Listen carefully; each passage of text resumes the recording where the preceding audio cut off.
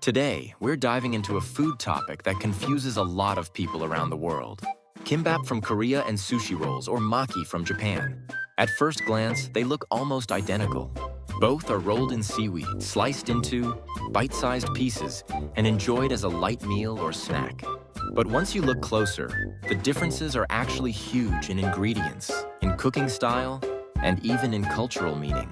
Let's break it down! The foundation of both dishes is rice, but it's seasoned in completely different ways. In kimbap, the rice is mixed with sesame oil and a pinch of salt. That gives it a nutty, savory flavor. You could eat the rice by itself, and it would still taste delicious. In sushi, the rice is seasoned with vinegar and sugar, creating that signature tangy sweet taste. This is what makes sushi pair so perfectly with fresh raw fish or sashimi. So just from the rice alone, you can already taste the difference. Kimbap feels hearty and savory, while sushi feels fresh and tangy. Now let's talk about what goes inside. Kimbap is like a little party inside a seaweed roll. You'll find ham, pickled radish, eggs, spinach, tuna, cheese, bulgogi, even kimchi. It's colorful, diverse, and generous, almost like a full lunchbox, wrapped into one roll. Sushi rolls, on the other hand, are minimalistic. They usually feature just a few ingredients. Raw fish like tuna or salmon, cucumber, avocado, or tamago Japanese rolled omelet. The goal is to let each ingredient shine on its own. In short, kimbap is about abundance. Sushi is about focus. If you've ever rolled kimbap before, you know. The process is pretty straightforward. You spread rice on the seaweed, layer in the fillings, roll it up, slice, and you're done. Of course, rolling neatly can take practice, but the technique itself is simple. Sushi rolls, though, often require more technical skill.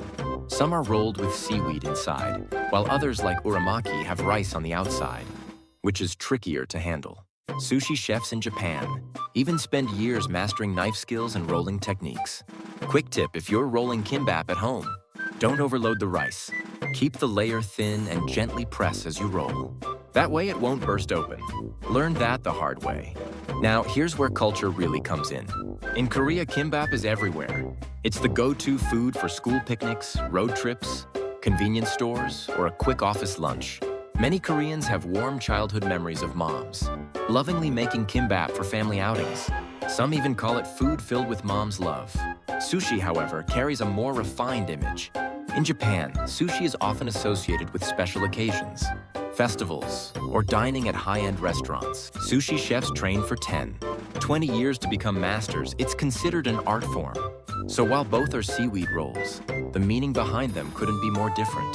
Kimbap is casual comfort. Sushi is elegant tradition. Here's something fun: kimbap has been going global in a big way. In 2022, the Korean drama Extraordinary Attorney Woo sparked a worldwide craze for kimbap. In 2023, TV shows like Unexpected Business also showcased how much Koreans and foreigners alike love it. Even convenience stores in Korea have created dozens of kimbap variations, from tuna mayo to spicy bulgogi, and they're selling like crazy. And then there's the K-pop Demon Hunters effect.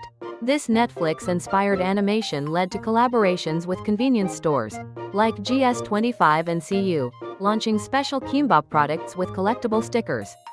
Sales skyrocketed. One chain reported a 231% increase in kimbap sales during the summer.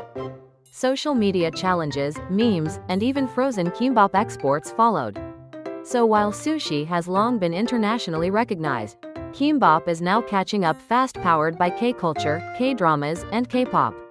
So, let's sum it up.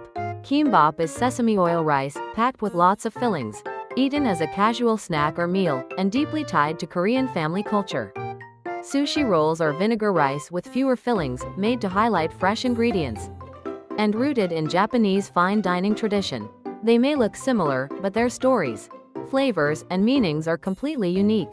Now the question is, if you had to choose, would you go for a colorful roll of kimbap or a refined bite of sushi? Let me know in the comments. Thanks for watching, and see you next time.